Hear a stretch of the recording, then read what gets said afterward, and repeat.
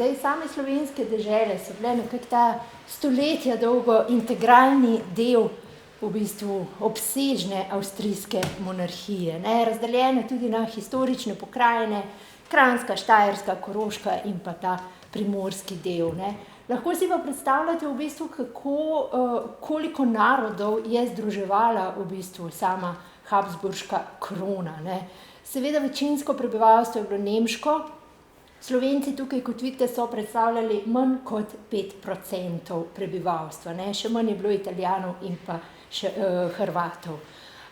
Nekako to je bila ta zelo pestra narodnostna slika, ki jo bomo skozi 19. stoletje ob ustanavljanjih društev, ne, in pomenu samih društev še srečevali. Zdaj, sama zgodnja doba društev, ne, nekako sploh ta prva polovica 19. stoletja je bila v bistvu, je bil čas nekako tega absolutizma, trdega absolutizma, katerega glavni krojač, lahko rečemo, je bil sam knez Klemens Metternich, ki je tudi med veliko revolucijo 1848 moral bežati iz Dunaja, ne, kot ena izmed bolj osovraženih figur tistega leta. In v tem času nekako je bilo za ta čas značilno, da je država dejansko zatirala vsa ta nacionalna gibanja, kakor so se porajala, vsa politična društva, vse, kar bi kakorkoli povzemalo nekako te revolucionarne ideje in liberalno miselnost. Zdaj pa od kje te liberalna miselnost in revolucionarne ideje? Tle moramo iti pa v konec 18. stoletja, ne, v veliko francosko revolucijo in nekako takrat, ko 1789 izbruhne, ne, sama revolucija v Franciji, to je odmevalo po celi Evropi, ne, in vse oči so se potem uprle tudi na druge monarhije, ki so bile še vedno urejene v tem nekako absolutističnem duhu, in nekako te ideje enakosti pred zakonom, liberalizma, odprave fevdalnih privilegijev, tudi prvič tukaj srečamo uveljavljanje človekovih pravic, ne, to se začne bliskovito širiti po cesarstvih ancien režima, kot se je reklo takrat, ne, med drugim tudi v avstrijsko monarhijo in odmevi pridejo tudi v slovenske dežele, ne. Zdaj sam ta pojem ancien režima v ožjem pomenu besede se seveda nanaša na to predrevolucionarno Francijo, ki je bila seveda pred revolucijo urejena ravno tako kot absolutna monarhija, ne. V širšem pomenu besede se pa pojem ancien režima nanaša na ta zgodovinska obdobja tudi samih drugih držav, ki so s pomočjo revolucije dosegle pozneje tudi te velike družbene spremembe, ne. In vse to nekako zaznamuje to prvo polovico 19. stoletja, ki je tudi delno prinašal odgovor na to, zakaj tako stroga cenzura, ne, nad javnim življenjem takrat v avstrijski monarhiji, ne. Zakaj je v bistvu država zatirala tako nacionalna gibanja, kakor pa delovanje in ustanavljanje kakršnihkoli političnih in narodnih društev. Zdaj, eno od teh orodij, ki so jih vladarji uporabljali, ne, med drugim tudi avstrijska monarhija pri zatiranju in pa pri nadzoru samega javnega življenja, je bila seveda cenzura, ne. In tukaj vidimo fotografijo odgovornega in glavnega v avstrijski monarhiji za v bistvu cenzuro. On je bil tudi vodja dvornega policijskega in cenzurnega urada. Dejansko pa se je cenzura nanašala tako na nadzor samega tiska, kakor tudi na pisemski promet, gledališke predstave in nenazadnje tudi na ustanavljanje in pa delovanje društev, ne. Lokalno seveda, se pravi, ta vrh je predstavljal ravno ta dvor za cenzuro, ne, lokalno so pa tukaj v bistvu za te cenzurne postopke skrbele predvsem bodisi policijske, bodisi poštne, carinske ali pa kakorkoli okrajne oblasti, ne. In lahko si predstavljate tudi, ne, da tudi ovaduštvo je bilo zelo, zelo razvito v tistem času. Zdaj, kaj sploh je društvo, ne? Najbolj osnovni pojem je seveda, da gre za organizirano skupino ljudi, ki ima skupne cilje in deluje po določenih pravilih, ne. Vendar to bomo videli pol tudi v nadaljevanju, ne, to seveda ljudje so imeli skupne interese, skupne teme, vendar ni rečeno, da so imeli pa vsi točno ta pravila, sploh v tem zgodnjem obdobju društev, ne, v tem razsvetljenskem, če temu tako rečemo, ne. In ravno to kulturno življenje v predmarčnem obdobju, ne, se pravi predmarčnem govorimo pred letom 1848, ima svoje zametke ravno v 18. stoletju oziroma konec 18. stoletja, ko se v duhu teh razsvetljenskih idej ustanavljajo. Eno od teh je znanstveni krožki, ne, predvsem v krogu Žige Zoisa. Šlo je predvsem za področje naravoslovja in pa zgodovine. Pa pri naravoslovju seveda bolj za deskriptivne zapise značilnosti Kranjske, ne, zgodovina pa se je pod tem močnim vplivom romantike usmerjala bolj k proučevanju preteklosti posameznih dežel, ne. Potem poljedelsko društvo, se pravi Društvo za poljedelstvo in koristne umetnosti je delovalo. Poskusili so tudi obnoviti delovanje Akademije operozov, ne, ki je bila ustanovljena že konec 17. stoletja. Potem v drugi polovici 18. stoletja se odpre Stanovsko gledališče v Ljubljani, pa filharmonična družba, ne, snujejo, oblikujejo se razne licejske knjižnice in pa seveda tukaj nekako se začne to zgodnje obdobje narodnega preporoda, ne, seveda to so zelo ohlapne oblike nekako tega društvenega življenja. Seveda glavni nosilci nekako tega kulturnega življenja te predmarčne dobe so bile predvsem elitne plasti, ne. Mestne elite, kot so plemstvo, državno, deželno uradništvo, duhovščina, meščanstvo, izobraženstvo, tudi nekaj vojaščine najdemo, ne, so se srečevale v raznih gledališčih, na koncertih, ob nedeljskih prazničnih mašah, zabavah, plesnih prireditvah in še in tudi v teh nekaj omenjenih društvih, ne. Je pa zanimivo recimo, da člani društev so bili tako Nemci kot Slovenci, ki pa se v tem zgodnjem obdobju še niso narodnostno opredeljevali, ne. Večina prebivalstva v prvi polovici 19. stoletja še ni bila toliko narodno opredeljena, od pripadnosti je bila pa bolj poudarjena nekako ta pokrajinska ali pa po eni strani tudi monarhična, ne, ki sta jo utelešala predvsem dinastija in pa cesar. Zdaj seveda ni bilo pa nič nenavadnega, da jezik poslovanja in uredovanja teh zgodnjih društev je bil seveda nemščina, ne, čeprav znanje slovenščine je bilo sicer v določeni meri razširjeno tudi v teh višjih slojih, seveda, vendar pa elitna družba bolj pripadala nekako tej nemški kulturi še v tem zgodnjem 19. stoletju, ne, tako da jezik pogovora je bil večinoma nemški med elito, ne, na določenih deželah spet madžarski ali italijanski. Ni bilo pa niti nenavadno slišati kakšno francosko besedo, ne, na teh druženjih v soarejih in tako dalje, ne, tako da je bilo zelo mešano, ne. Seveda pa samo kulturno življenje in družabno življenje na Slovenskem takrat, predvsem v večjih mestih, nekako se v prvi polovici 19. stoletja niti ni toliko razlikovalo od drugih mest v avstrijski monarhiji, ne. Kljub temu strogemu nadzoru in cenzuri so še vedno lahko delovala društva, ne, vendar so bila zelo omejena in pa samo kulturna društva so bila tista, ki so lahko delovala, ne. In v tem obdobju imamo in Kranjsko kmetijsko družbo v Ljubljani, Kranjsko hranilnico ustanovljeno, Društvo Kranjskega deželnega muzeja, zgodovinsko društvo, ne. In pa seveda zanimivo je, da tudi nemški družabni društvi Kazina. Kazina ima že nekako svojo zgodovino, svoje začetke v 18. stoletju in pa podružnica Kazine je delovala tudi v Škofji Loki, ne, do leta 1862, nekje takrat, ne.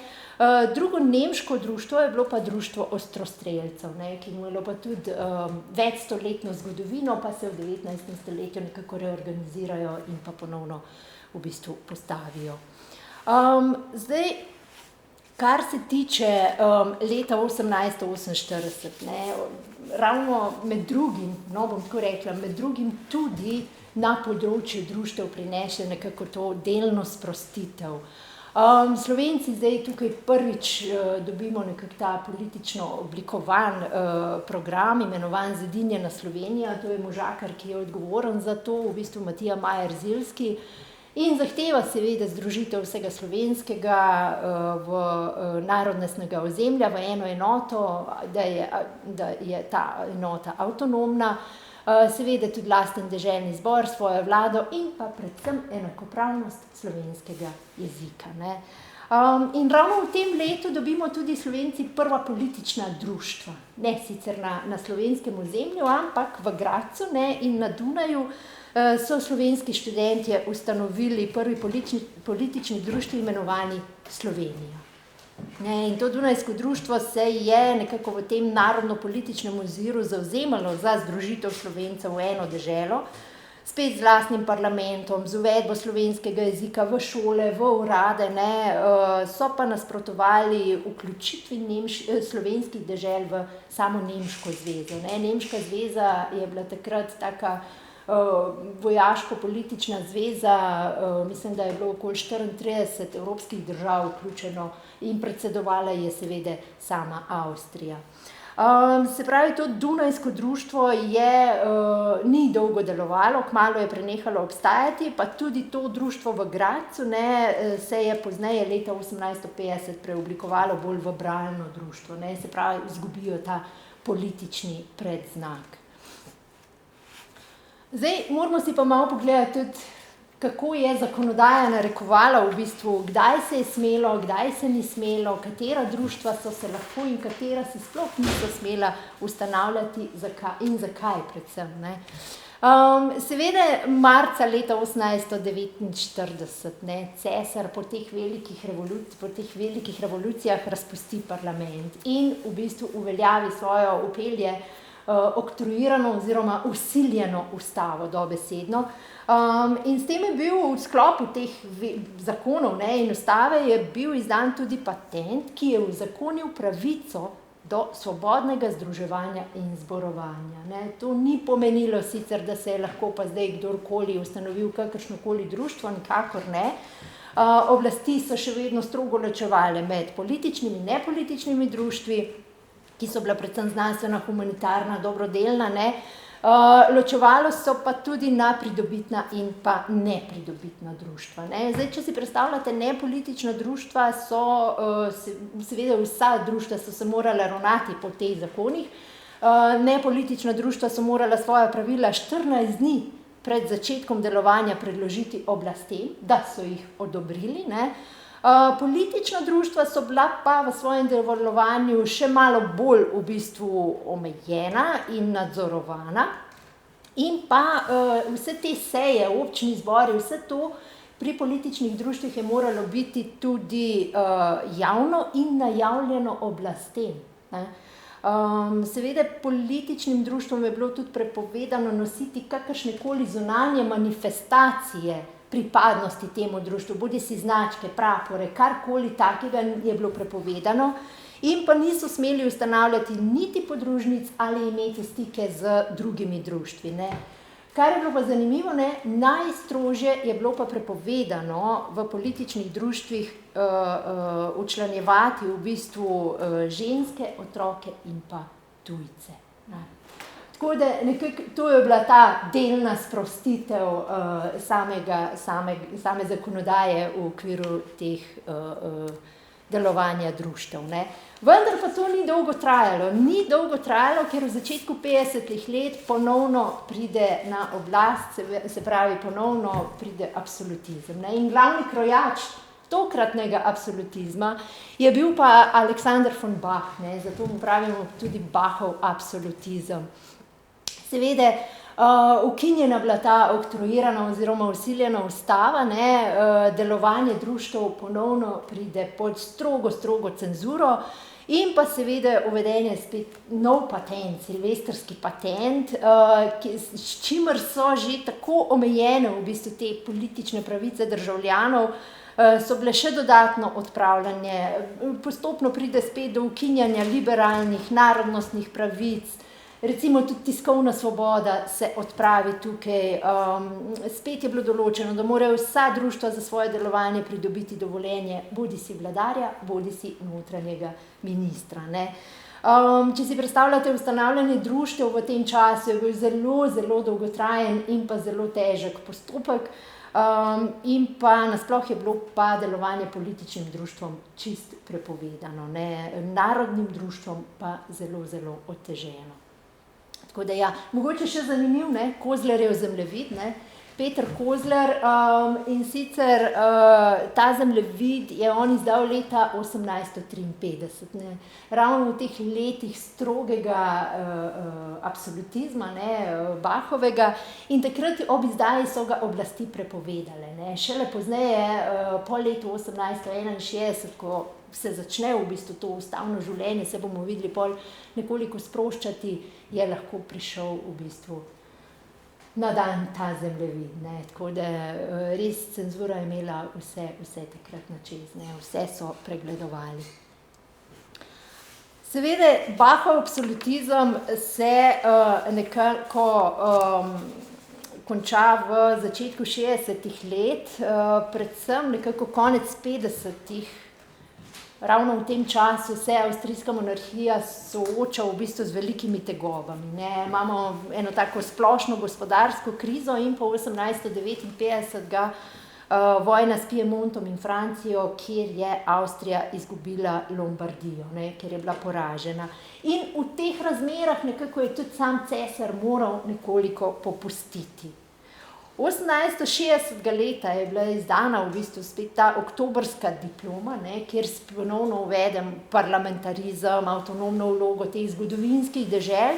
Leta 1861 pa vidimo na fotografiji februarski patent, ne. Februarski patent, ki pa dokončno prinese nekako to ustavno ureditev in s tem delno, rečemo v narekovajih, rahljanje samega ustavnega, političnega, javnega in s tem tudi društvenega življenja.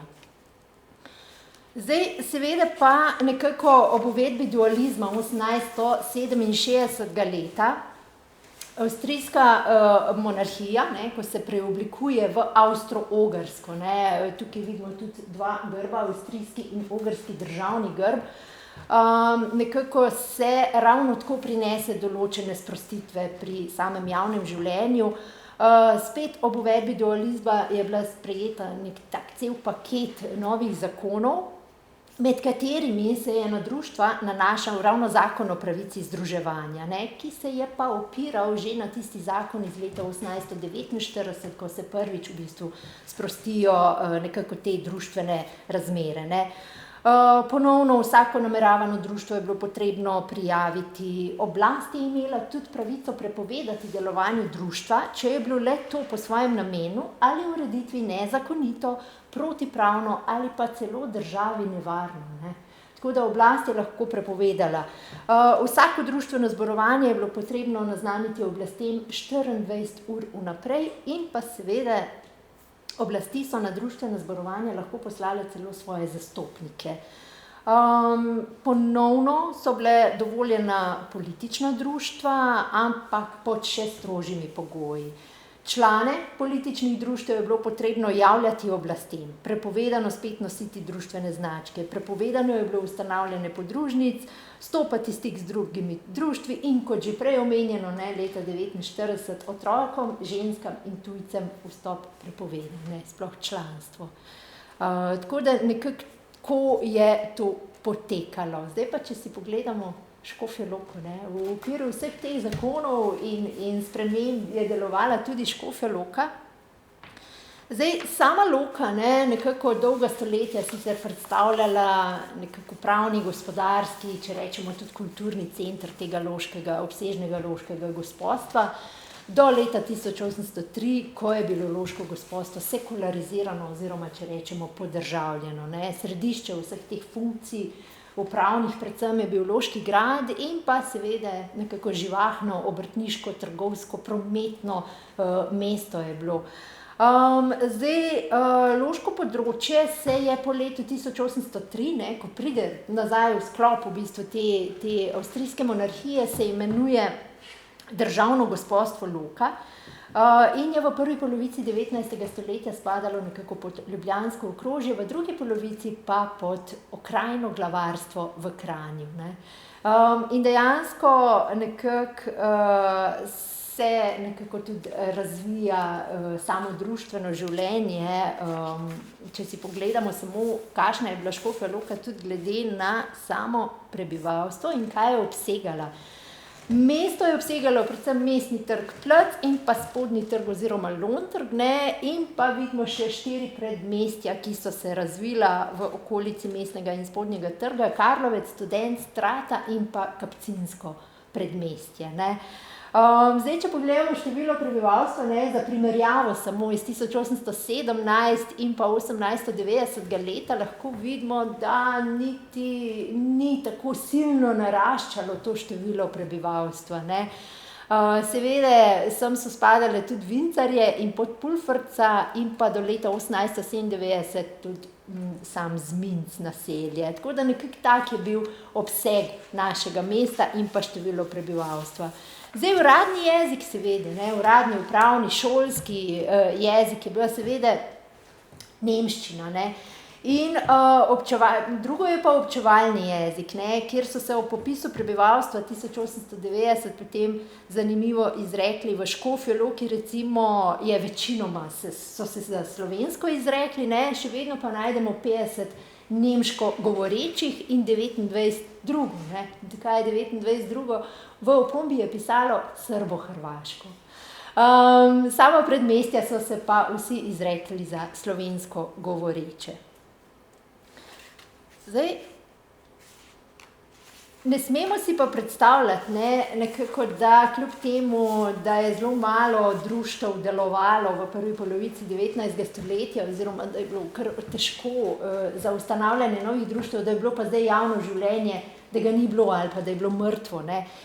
Nikakor ne, bilo je kljub temu precej živahno. Središče seveda je bil Mestni trg, ne, kjer so v pritličjih hiš delovale razne trgovine, obrtne delavnice, ne, preko placa je potekal živahen promet tudi raznih trgovcev, furmanov, popotnikov, ne. Potem potekali so tudi tedenski, letni sejmi, ne, kjer so prodajali svoje blago, tako domači kakor tuji obrtniki in trgovci, ampak manjkalo ni pa niti gostiln. Mislim, da jih je bilo celo več, kot jih je danes, ne. Seveda proslavljalo so se v smislu tega gojenja kulta cesarja, tudi razne obletnice vladanja samega cesarja, njegove godove, rojstne dneve, tako njega kot njegovih družinskih članov, pa obletnice porok in tako dalje in tako dalje. In pa tudi seveda ne smemo pa zanemariti, da tudi v tem cerkvenem oziru, ne, so potekale razne procesije, sprevodi, bratovščine so delovale, praznovalo se je te velike cerkvene praznike in še, ne. Tako da samo javno in družabno življenje lahko rečemo, da je bilo v Škofji Loki kar živahno in pestro.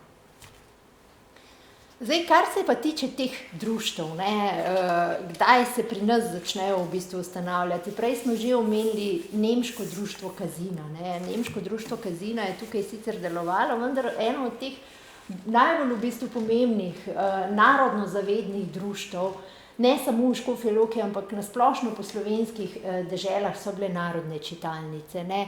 Narodne čitalnice, ki so bile vsaj v tej zgodnji dobi ustanavljanja društev v tem bolj sproščenem ustavnem življenju, tudi nosilke razvoja same narodne zavesti, ne. In prve so bile ustanovljene ravno 1861, prva v Trstu, potem sledi Maribor in pa Ljubljana, ne.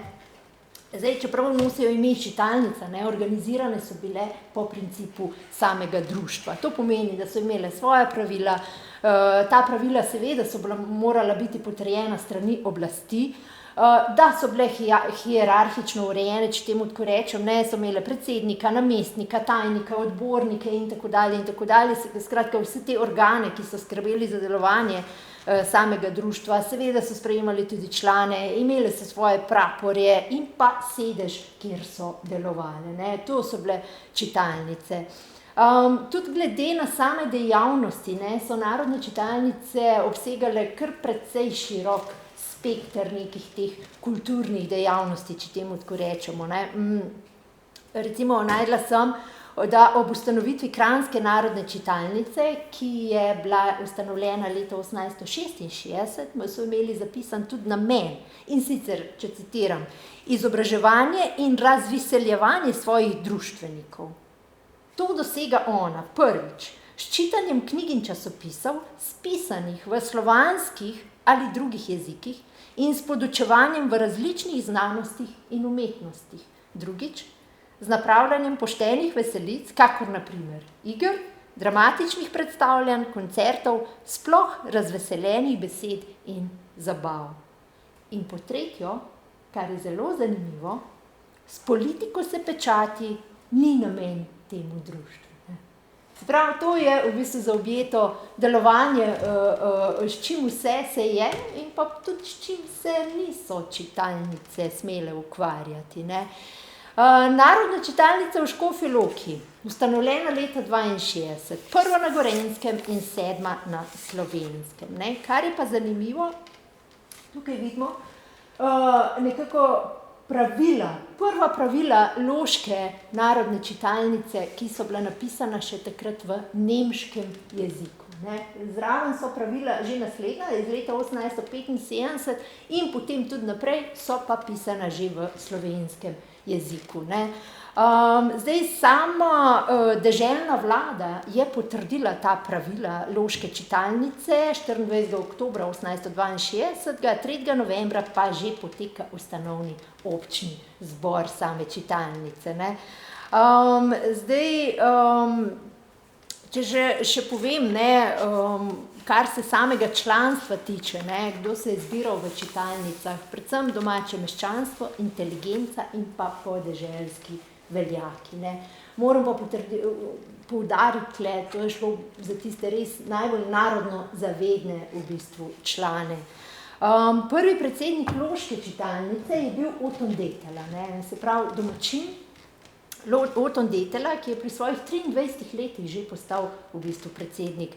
On je bil sicer politik konzervativne struje in pa zanimivo, poleg Frana Miklošiča je bil edini Slovenec, ki je bil pozneje imenovan za dosmrtnega člana Gosposke zbornice Avstrijskega državnega zbora, ne. Tako da ja, in tukaj na kraju pa vidimo te prve odbornike, ki so v bistvu zagnali samo delovanje narodne čitalnice. Kar se samega odprtja tiče, si lahko predstavljate, kakšen velik dogodek, ne, slavnostni dogodek je bil to za samo Škofjo Loko, ne. Sam Oton Detela je potem tudi povedal, ne, na odprtju: "Danes odpremo čitalnico, v kateri se bo na podlagi narodnih pravic nameravalo delati za umiko domačega jezika, napredovanja narodne zavesti in za društveno razveseljevanje." Ne, to se mi zdi en tak lep poudarek, ne, ki povzame tudi sam namen delovanja same čitalnice, ne.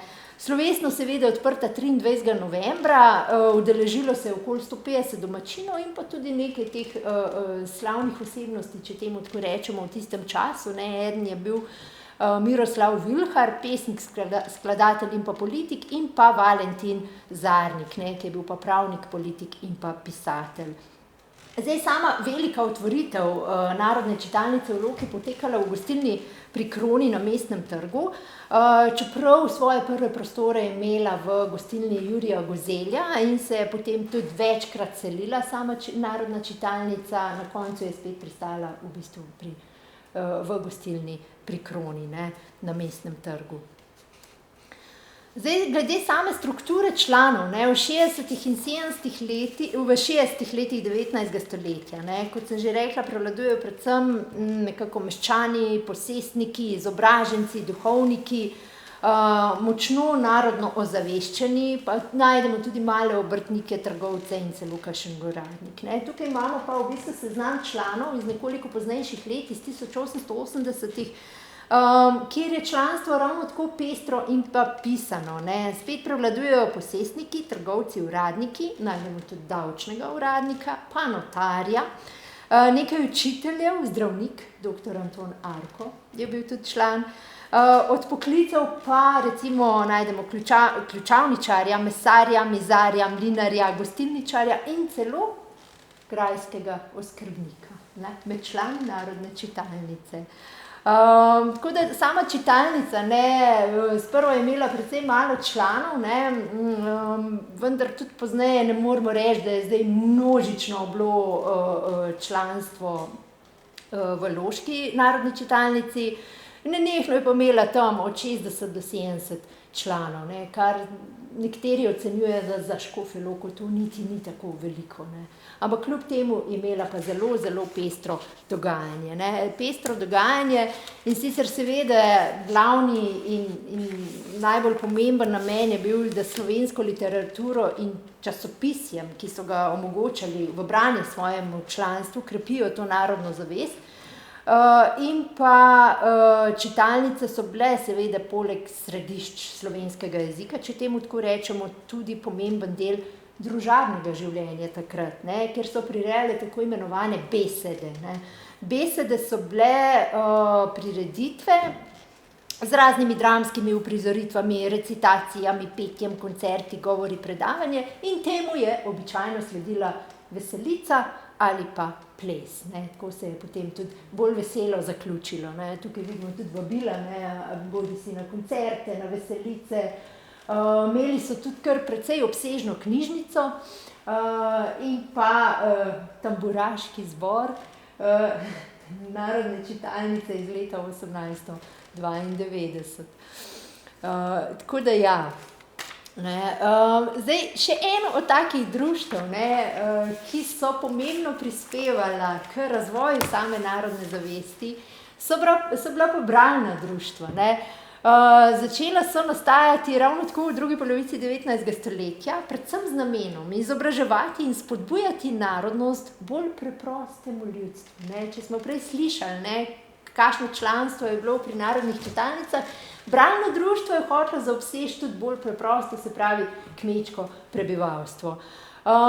Seveda pa nekako ustanovljeno je bilo v Škofji Loki 1894. leta in glavni pobudnik ustanovitve je bil seveda klobučar, obrtnik klobučar iz Spodnjega trga Andrej Jamnik. Zdaj prvega tega zbora se udeleži okoli 30 ljudi. Seveda izvolili so na tem prvem zboru in predsednika, podpredsednika, tajnika in vse te ude, ki so jih potrebovali za delovanje. Samo bralno sobo so si pa ravno tako uredili na Spodnjem trgu v hiši Franca Sušnika. In je kar zanimivo, da že ob samem začetku delovanja se je včlanilo okoli 50 članov, ne, kar je kar lepa številka. So bili pa ti člani večinoma iz obrtniških vrst, ne. In seveda o vsaki ustanovitvi društva, ne, tudi v Škofji Loki, je poročalo ravno tako časopisje, ne, in tudi ob ustanovitvi bralnega društva takrat v Loki je poročevalec časopisa Slovenec pa napisal: "Gotovo lep začetek, ki priča, da se bodo okrog novega društva polagoma zbrali vsi neodvisni in zavedni loški meščani in domoljubi iz okolice, ne." Tako da ja, seveda je to odmevalo tudi po časopisju. Zdaj, samo bralno društvo je postopoma oblikovalo svojo knjižnico, ne. Seveda so se naročali tudi na časopise, kot so Slovenski narod, Slovenec, Dom in svet, Mir, edinost, Pavliha. Ni jih manjkalo, ne, to hočem reči. Res je bilo ogromno nekih časopisnih izdaj takrat. Moram pa poudariti, da 1894. v Škofji Loki ustanovljeno bralno društvo ni bilo prvo na Loškem, ne. So že pred tem, ne vem, delovala v Sevcih, pa na Trati v Poljanski dolini, v Žireh in Sorci recimo so jih že imeli ustanovljene, v Železnikih Dolenjiva in tako dalje in tako dalje, no. Tako da ta bralna društva so se ustanavljala tudi po Sevški in pa Poljanski dolini, ne, redno. Tukaj vidimo pa inventar s popisom knjig, ne, kakšne knjige so pa zdaj imeli, ne vem, Jurčičevi zbrani spisi, Rodbinska sreča, Od pluga do krone, ne, se pravi, ta nabor, morate si predstavljati, tukaj sicer ni veliko, ne, ampak ta nabor se je z leti seveda povečeval in so ravno tako razpolagali z obsežno knjižnico. Še eno društvo, ki je sicer v svojih začetkih nekako bolj poklicno društvo, vendar se pozneje preoblikuje, je bilo pa katoliško društvo rokodelskih pomočnikov, ne.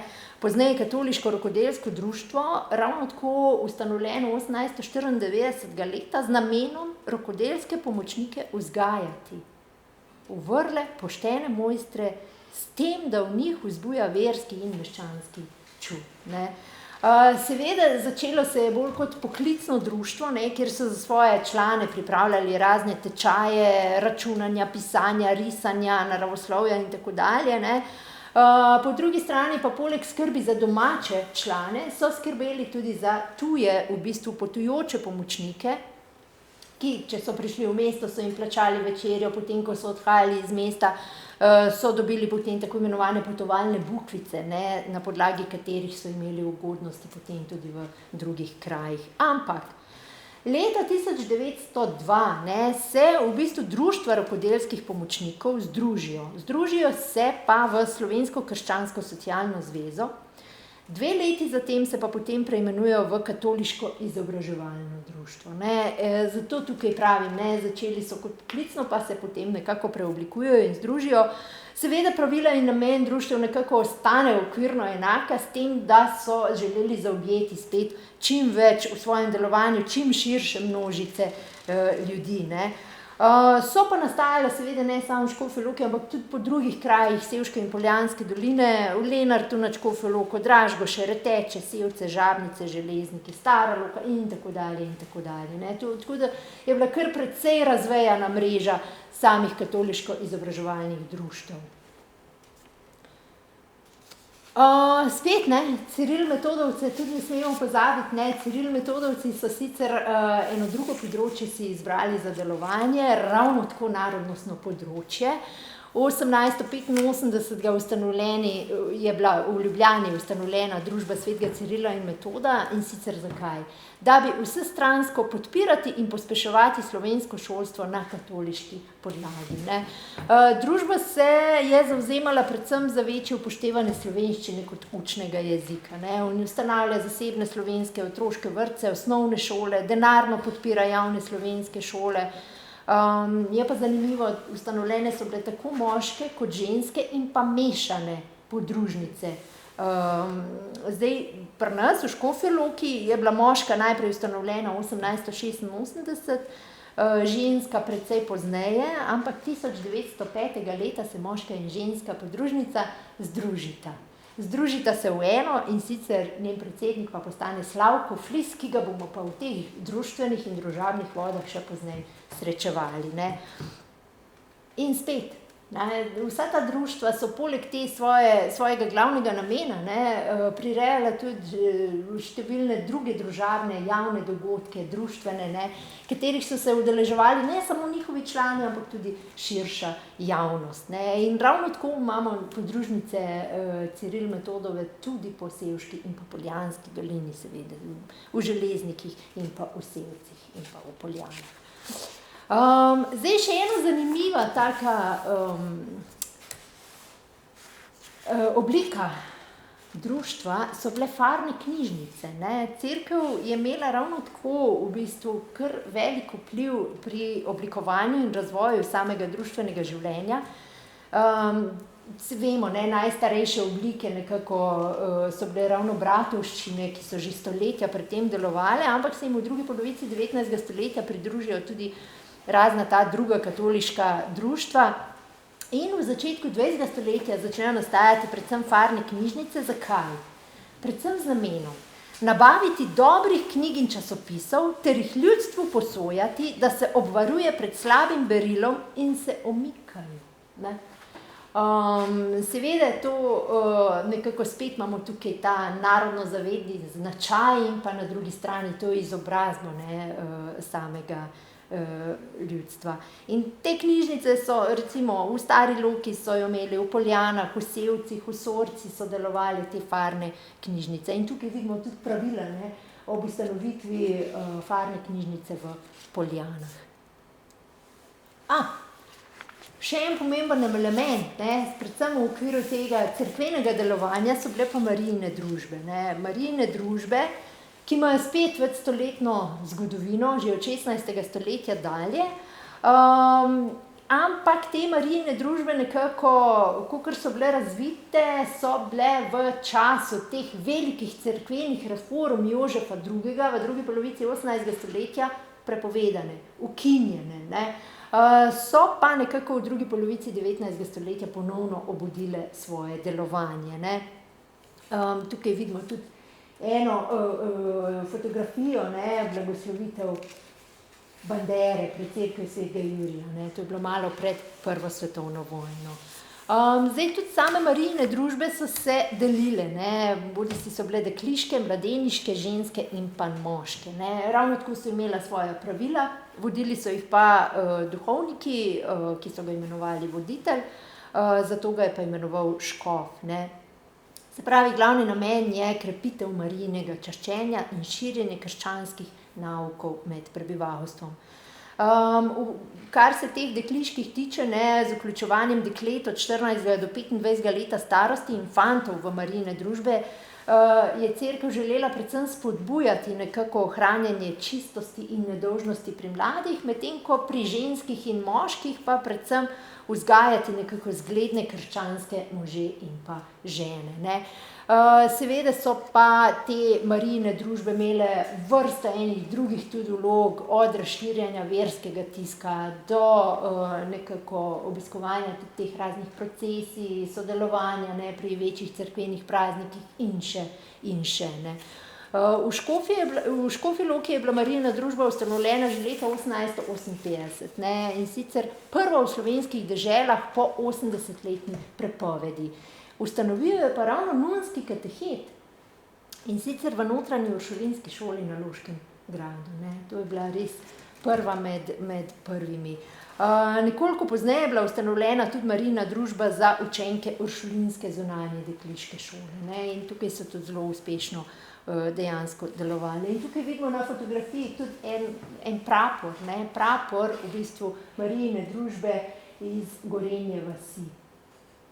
Se pravi, sprednja in pa zadnja stran samega praporja. Lahko si pa predstavljate, da so se Marijine družbe razmahnile, ne.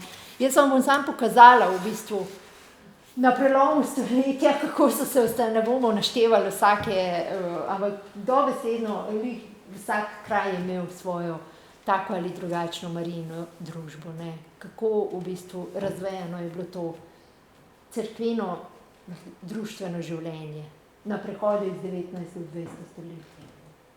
Ne, in seveda, od dekliških, mladeniških, ženskih in pa tudi za može in moške so delovali. Zdaj, eno od nosilcev, ne, same te narodne zavesti so bila tudi športna društva. Športna društva, ki jih pa ravno tako ni bilo malo tukaj na Loškem, ne. Tole, kar danes omenjam, ta društva, je res mali izbor vseh tistih, ki so delovali, ne. Tako da tudi približno ne bomo mogli si vseh, da bi vse predstavila, ker jih je bilo toliko tekom 19. stoletja. Eno od teh je bilo strelsko društvo, ki je bilo zanimivo, in sicer ustanovljeno že leta 1883 z namenom, ne, zabava, streljanje s puško v tarčo in istočasno vaja in izobraževanje, ne. To nekako je bilo zajeto v tem namenu delovanja društva. Seveda prvi predsednik je bil Niko Lenček, število članov nekako 20 do 40 tekom svojega delovanja, in delili so se na izvršujoče in neizvršujoče, se pravi tiste, ki niso streljali. Vsako leto so seveda imeli tudi svoj občni zbor, običajno v Dajsingerjevi gostilni na placu. Strelišče so imeli pa v bistvu za 2 hišama, ki so jih pozneje predelali v Sokolski dom, ne. Pozneje govorim po prvi svetovni vojni, ne, kjer sta bile 2 hiše, odzadaj so bili taki veliki vrtovi in tam so v bistvu vadili, se zabavali, izobraževali in streljali s puško v tarčo, če povzamem. Seveda pa leta 1894 je to prvo strelsko društvo na Loškem zamrlo, vendar ne za dolgo. Ker že 1905. leta se ponovno obudi svoje delovanje, In spet pod predsedstvom že imenovanega Slavkota Flisa, ki smo ga že srečali, ne.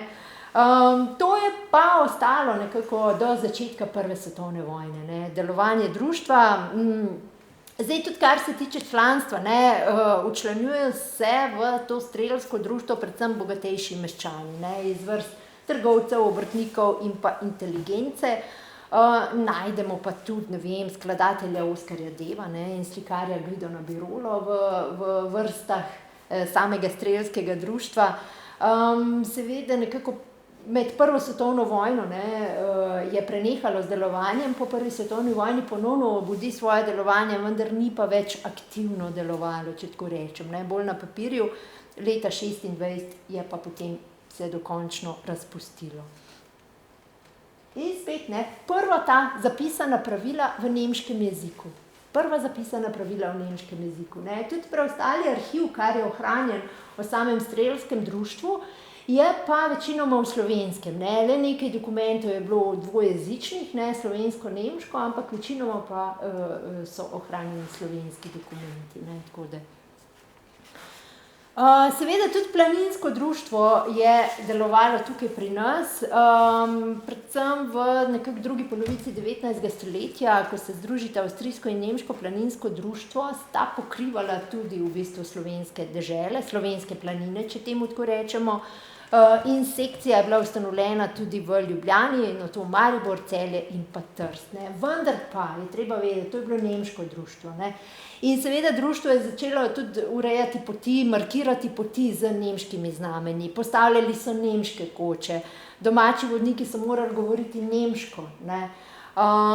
Vse do leta 1893, ko tudi Slovenci ustanovijo Slovensko planinsko društvo, ne. In seveda nedolgo zatem se ustanovi tudi podružnica pri nas, to je bila sevška podružnica, s svojim delom je sicer pokrivala v bistvu celoten škofjeloški okraj, ne, prvi predsednik je bil pa župnik v Dražgošah Anton Pfeiffer. Zdaj nekako ravno tako so urejali planinske poti, jih označevali z markacijami, z tablami, ne, vendar je pa sama prva svetovna vojna ponovno prekinila, da bi dejansko društvo lahko zaživelo vsem tem svoji polni snagi, če temu tako rečemo. Vendar se pozneje pa po prvi svetovni vojni delovanje obudi in leta 1929 se sedež iz Sevc prenese v Škofjo Loko. Zakaj? Predvsem zaradi tega, ker večina odbornikov je bila Ločanov, ne. Tako da je bilo bolj praktično potem imeti sedež v Škofji Loki. Imeli smo tudi bicikliste. In sicer klub biciklistov ustanovljen predvsem na pobudo lekarnarja, ne, takrat znanega lekarnarja Ervina Burdiha. Od leta 1899 je to društvo delovalo do, mislim, da leta 1924 ali 1926. Kaj je bil zdaj namen? Razširjati in praktično uporabljati velociped v tem, da se prirejajo izleti, dirke, se obče vadi v tem športu in po mogočnosti združi z drugimi enakimi zadrugami, ne. Ja, imeli smo društvo kolesarjev v Škofji Loki, ne, ampak kot zanimivost lahko še povem, ne, loški kolesarji so imeli tudi svoje drese. Ti dresi so bili črne barve, tako, in pa črno-bele čepice. In pa seveda leta 1907, ne, razpust samega kluba biciklistov. Je bilo konec, ne, predvsem zaradi izstopa članov. Je pa zanimivo, da to je bil pa tudi čas, ko se ženske niso smele, v tem obdobju se ženske seveda niso smele včlaniti v sam klub biciklistov, so pa ženske lahko vstopale v druge kakšne športna društva, ne, bomo pogledali. Eno tako kratko primerjavo med koli in pa orli, če samo preletimo, če bomo bomo pohiteli. Seveda nekako začnejo nekako že v prvi polovici 19. stoletja nastajati ta turnerska, nemška turnerska društva, v katerih se to liberalno, skoraj na pol že revolucionarno razpoloženo meščanstvo manifestira svoje zahteve po političnih svoboščinah, ne. In ravno zato so bila tudi večino prve polovice 19. stoletja ta turnerska društva prepovedana, ne. Ponovno nekako budijo svoje delovanje po letu 1842 in 62. Imamo že v Ljubljani ustanovljen Laibacher Turnverein, ne.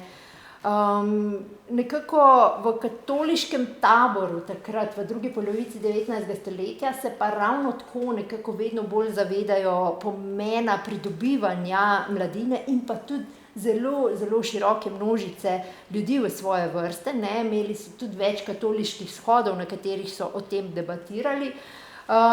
Nekako tudi sama, kot smo jih že prej omenjali, ta katoliško-izobraževalna društva, ta mreža je bila zdaj že zelo razširjena in pa začnejo se ustanavljati novi odseki, ne, ravno s tem namenom, da so vedno bolj zanimivi za nove člane, za mladino, za čim širši krog ljudi, ne, bodisi dramatični, bodisi pevski, glasbeni ali pa, kot bomo videli, ne, tudi telovadni odseki, ne. In nekako to je potem v tem je nekako prišlo do te ideje orlovstva, ne, da se pravi, orlovska ideja je bila, da tukaj vidimo nekako iz te zlate knjige slovenskih orlov, ne, kaj je bil namen, kakšna vzgoja, ne, na temelju katoliške, krščanske vere, ne, kako vzgajati, in pa seveda treba pa poudariti, da pri orlih telovadba ni bila osnovno in v bistvu edino vzgojno sredstvo, ampak samo ena od številnih poti za vzgojo zglednega krščanskega človeka, ne. Nekako mlade so skozi delovanje teh odsekov tudi opozarjali na nevarnosti alkohola, nikotina, ponočevanja in tako dalje, ne. Tako da po drugi strani pa nekako ta sokolska ideja izhaja iz malo drugačnih v bistvu osnov, ne. Med habsburškimi Slovani se začne v bistvu ta ideja najprej širiti v Pragi, kjer je ustanovljeno tudi prvo sokolsko društvo 1862. leta in istega leta že poteka akcija tudi med Slovenci, ne. Se pravi, ideja sokolstva je ta ideja panslavizma, ne, ki se širi. Dejansko v Ljubljani je bilo potem ustanovljeno sokolsko društvo leta 1963, vendar zaradi manjšega škandala to društvo po nekaj letih preneha obstajati, pa leta 1868 ponovno obudi svoje delovanje in sicer pod drugim imenom, pod imenom Ljubljanski Sokol, ne. Tukaj od spodaj pa vidite v bistvu, kako so ta prva sokolska društva se širila tudi po drugih v bistvu slovanskih krajih, ne. Poljaki, Hrvati, Srbi, Rusi, Bolgari in tako dalje in tako dalje.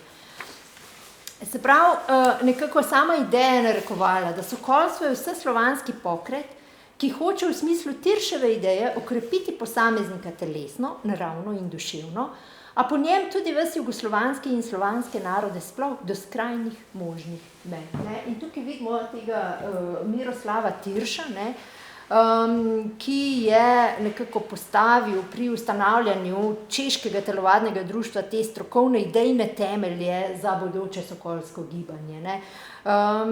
Zraven je pa tudi Viktor Murnik, ne, on je pa k nam uvedel v bistvu ta Tiršev telovadni sistem, ne, in ravno vpeljava tega sistema pomeni z Murnikom tudi neki ta preporod v tem sokolskem gibanju, ki ga poveže v to res celovito interno enoto. Zdaj, 1907. leta je bil ustanovljen prvi telovadni odsek znotraj katoliškega društva, izobraževalnega društva, ne, Orli v Škofji Loki, ne. Tukaj lahko samo vidimo, ne, da seveda imajo predsednika, tajnika, blagajnika in tako dalje, ne. Največ zaslug je imel pa seveda tudi župnik Šinkovec Avguštin.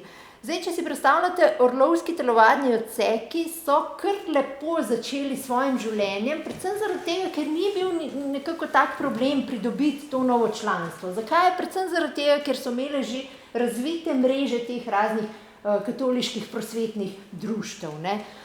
Medtem ko na drugi strani nekako Sokol, ki je bil pa ustanovljen eno leto pred tem, ne, in to idejo sokolstva je v Škofjo Loko prinesel sam Števo Šink, pozneje notar, takrat je bil on študent v Pragi, kjer se je seznanil s sokolsko idejo, je bila ustanovljena v bistvu v prostorih čitalnice v gostilni Krona in seveda Karel Zakrajšek, takrat zdravnik tukaj, je postal v bistvu starosta, Franc Dolenc podstarosta in tako dalje in tako dalje, ne. In tukaj vidimo ravno Števa Šinka, okrog češkega sokolskega društva.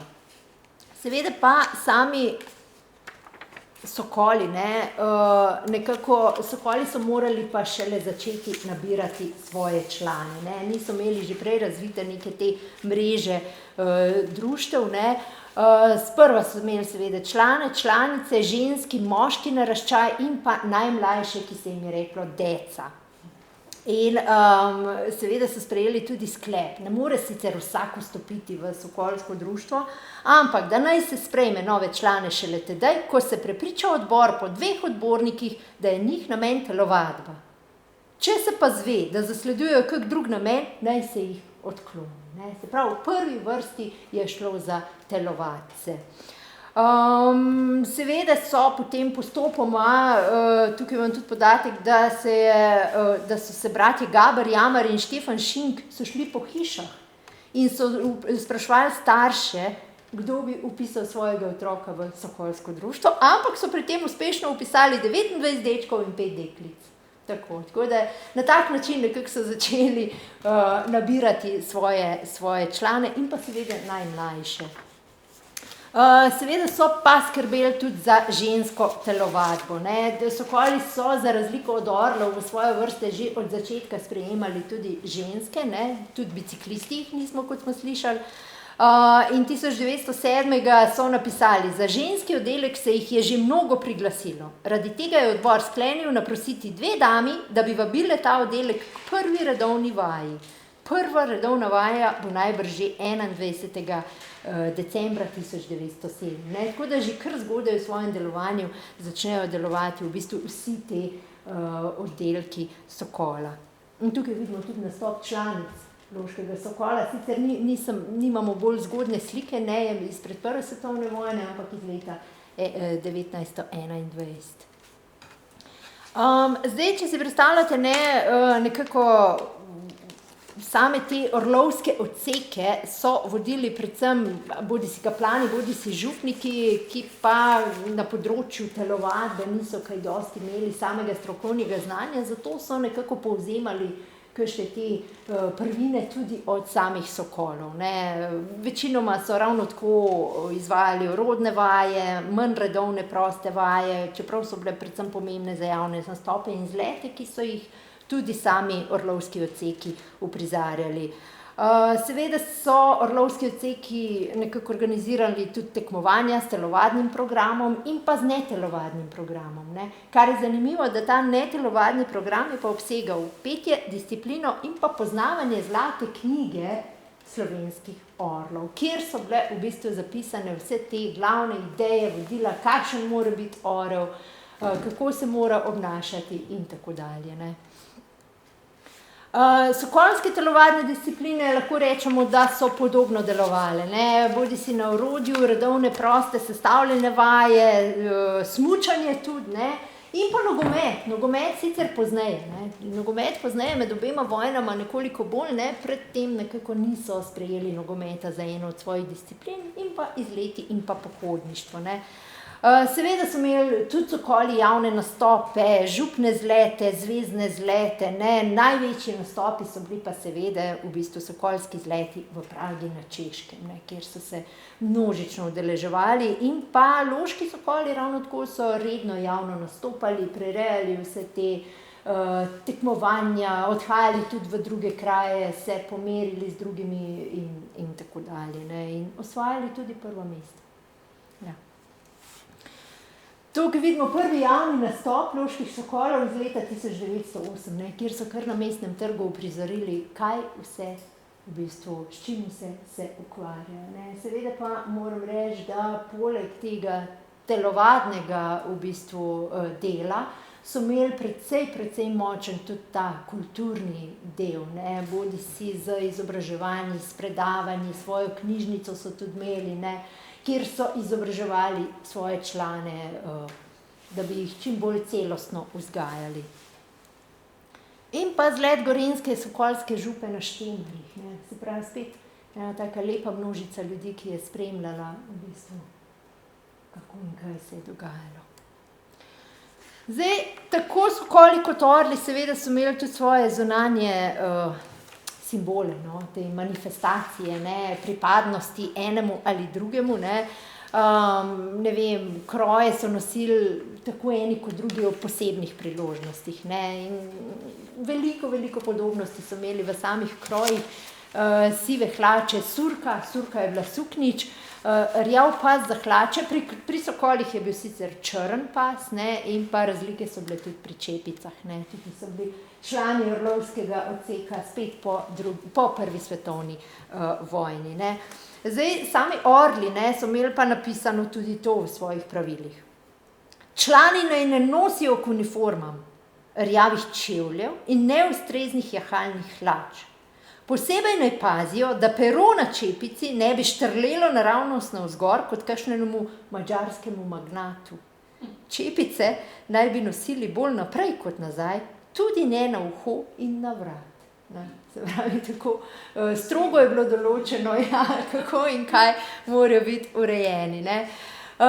Tudi pri samih telovadnih oblačilih, ne, so bile velike podobnosti med sokoli in pa med orli, ne, nekako ravno tako so orli posneli po sokolskih, namesto modro-belo-modrega pasu imajo orli rdečo-belo-rdeč pas, recimo, ne. V osnovi gre pa za precej podobno reč. Seveda pa nekako tudi pri samih sokolih, ne, je bila velika čast nositi ta kroj, ne. Nosili so ga zgolj in samo člani od 18. stoletja dalje, od 18. leta starosti dalje, ko so zaprisegli, in pa še to o posebnih priložnostih, ne. Pa še to, če so se redno udeleževali telovadnih vaj. In leta 1907 je bil en tak manjši škandal pri Loških sokolih, ko piše: "Zvedelo se je, da se namerava brat Lavrič udeležiti veselice v Žireh v kroju. Dasi še ni obiskal nobene redovne vaje. Sklenilo se je brata Lavriča pozvati k redovnim vajam, še posebej, če hoče iti v kroju na veselico v Žiri." Zdaj ne vemo točno, kakšen je bil epilog, ne, ali je obiskal potem kakšno redovno vajo, da je lahko šel v kroju na veselico ali ne. Žal v zapisniku tega ni bilo potem napisanega. Kako so se pomenili z bratom Lavričem, ne. To pomeni v kroju, v obleki? V obleki, v tej svečani obleki, ne, tako, to je bil ta kroj. Zdaj, če si še eno društvo pogledamo, ne, je bila pa Loška kopališka družba, ki je ravno tako skrbela za zelo pestro društveno in družabno življenje v Loki. Sicer ni dolgo delovala, med leti 1873 in 1890 je delovala, je pa nekaj kar naredila, ne, kar se tiče na področju same urejenosti Škofje Loke, in sicer ob Sevški sori in v Vincerjih je postavila zaprto javno kopališče, ki je imelo lesene kadi in polnjene z ogrevano vodo, ne. Ob kopališču so pa zgradili tudi paviljon, v katerem je igrala godba, ne. Vendar pa to društvo je potem prenehalo oziroma je bilo razpuščeno zaradi raznih notranjih nesoglasij, ne. Je bilo pa nedolgo zatem, in sicer leta 1897 ustanovljeno olepševalno društvo, ne. Olepševalno društvo, katerega predsednik ponovno Slavko Flis, ne. Zelo podjeten možakar v teh društvenih vodah, bomo rekli, in dejansko zgradijo ob Sevški sori pozneje novo kopališče, urejajo razne sprehajalne poti in ravno ta pot tukaj za gradom se imenuje po njemu, ne, to je ta Flisova sprehajalna pot, ne. Tukaj vidimo tudi načrt v bistvu kopališke stavbe v Vincerjih, in sicer samo kopališče je bilo ločeno za ženske in pa za moške, in če je bila zastavica na vrhu strehe dvignjena, pomeni, da je bilo kopališče odprto, če pa ne, pa zaprto, ne. Seveda je tudi to društvo prirejalo razne veselice, ne, in razne družabnosti, vendar pa nekako vsa ta društva, ne, poleg teh omenjenih, tudi druge, ki so delovala, ki jih danes nismo omenili, vse to se preneha leta 1914. Ne. Leta 1914, ko izbruhne prva svetovna vojna, ko se dejansko uvede spet seveda v teh vojnih razmerah zelo, zelo stroga cenzura nazaj, nadzor nad javnim življenjem, nadzor nad prebivalstvom, ne, gibanje je bilo omejeno, potovanje z železnico po glavnih cestah, to je bilo zelo oteženo, ker je bilo vse podrejeno sami vojski, ne, in seveda temu primerno tudi družabno življenje v mestih postane veliko, veliko manj hrupno, če temu tako rečemo, ne. Ni bilo več ne političnih, ne narodnih manifestacij, vse to je se umaknilo zaradi cenzure, ne, in delovanje društev je tako prenehalo, ampak tudi ustanavljanje novih društev v tem obdobju ni bilo dovoljeno, ne. Seveda ta vojna, ne, trajala je 4 leta, po vojni seveda nekatera od teh društev, kot smo videli, obnovijo svoje delovanje, seveda pa po prvi svetovni vojni pridemo v drug državni okvir, ne, kraljevino SHS. Tako da toliko zelo na kratko o delovanju društev.